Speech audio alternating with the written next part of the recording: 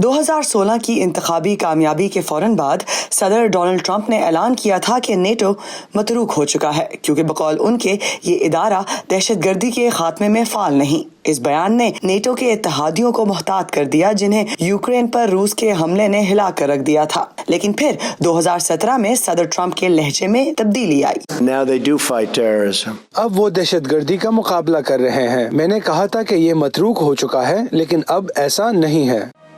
Security کی تجزیہ کار جولی Norman کا کہنا ہے کہ یورپ کے لیے تعلقات میں بے یقینی دشوار رہی ہے۔ آپ کو ایک ایسا اتحادی چاہیے جو قابل اعتماد ہو، خاص طور پر امریکہ جیسا اتحادی جو روایتی طور پر اتنا اہم رہا ہے۔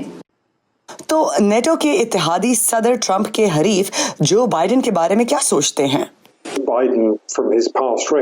ان کے سابقہ ریکارڈ کو دیکھیں تو جو بائیڈن نیٹو کے لیے کہیں زیادہ موافق ہیں، اور نیٹو برطانیہ کے ساتھ یورپ کی سیکیورٹی کے لیے بھی انتہائی اہم ہے۔ ڈونلڈ ٹرمپ کے حامیوں کا کہنا ہے کہ صدر کو ان کے اقدامات پر جانچا جانا چاہیے۔ صدر ٹرمپ کی صدارت میں 2017 میں پولینڈ میں امریکی افواج کی تعیناتی اور فوجی ساز و سامان کی تنصیب ہوئی، جو کہ سر جنگ کے بعد نیٹو کی جانب سے کی جانے والی سب سے بڑی ڈپلوائمنٹ تھی۔ وہ پولینڈ اور دیگر سابقہ سوویت یونین ریاستوں میں ابھی بھی ایک مقبول شخصیت ہیں۔ ان میں سے کچھ ملک شاید ٹرمپ کے وائٹ ہاؤس میں رہنے کو ہی ترجیح دیں۔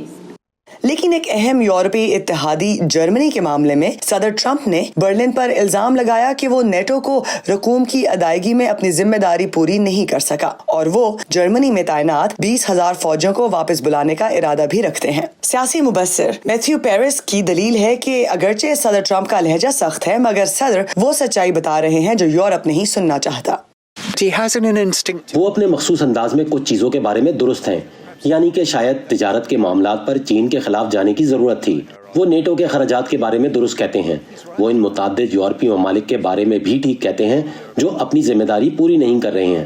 تجزیہ کار جولی نارمن کا کہنا ہے کہ کوئی بھی وائٹ ہاؤس کے لیے کامیابی حاصل کرے، غالباً چین کے بارے میں واشنگٹن کے سخت موقف میں تبدیلی نہیں آئے گی۔ بہت سے ڈیموکریٹس بشمول جو بائیڈن چین کے بارے میں صدر ٹرمپ کے کچھ خدشات سے متفق ہیں، اور بہت سے یورپینز کو بھی یہی خدشات ہیں۔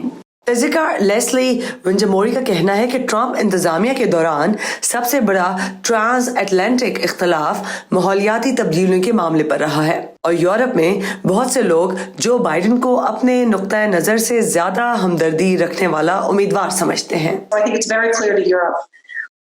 میرے خیال میں یورپی ممالک پر یہ انتہائی واضح ہے کہ اگلے 10 سے 15 سال کے دوران عالمی سطح پر سب سے اہم مسئلے کے حوالے سے انتخابات میں بہت کچھ داؤ پر لگا ہے۔